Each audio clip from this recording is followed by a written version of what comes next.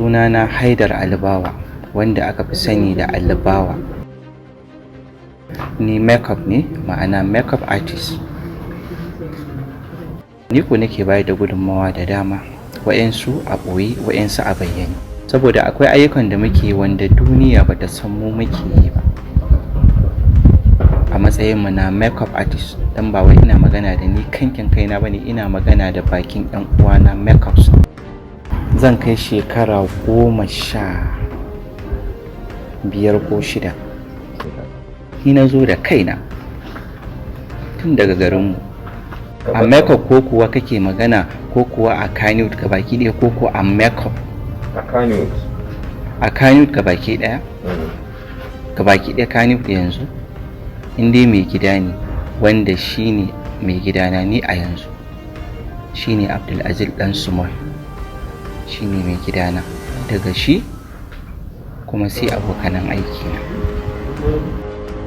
Abin da yake bata min rai a Kannywood shine inda mutum zai dage yi aiki amma kuma ya kasance biyan haƙƙinsa ya zama abin jinkiri.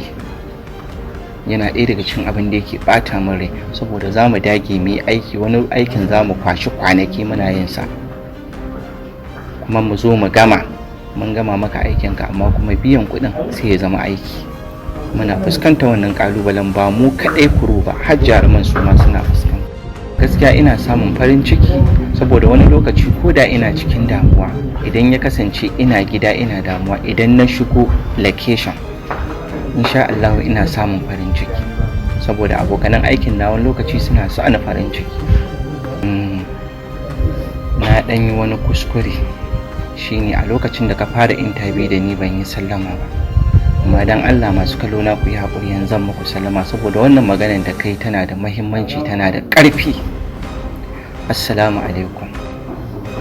Ina so in yi magana akan wanda yake shirin zuwa, ko kuma wanda ma ya zo.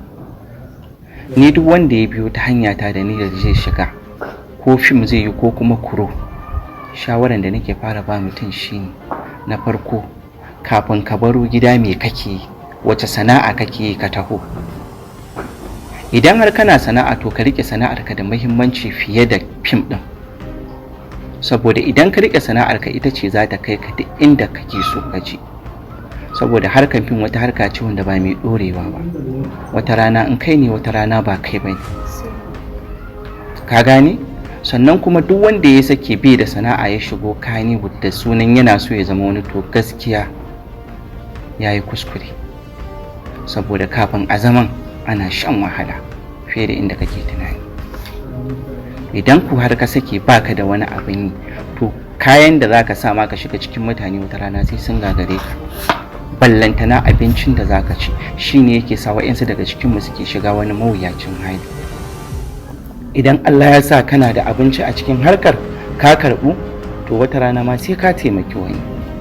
Idan kuma baka da rabo sai ka yi haƙuri, saboda komai rabo ne. Wani zaka gaiwa ya zo kuma sai ya arziki, wani kuma shekara da shekaru, wani kaji ya kai shekara 30, 20, wani 10, sannan har zai samu abin da yake so. Wannan kaɗan kenan daga cikin abubuwan da suke baki na.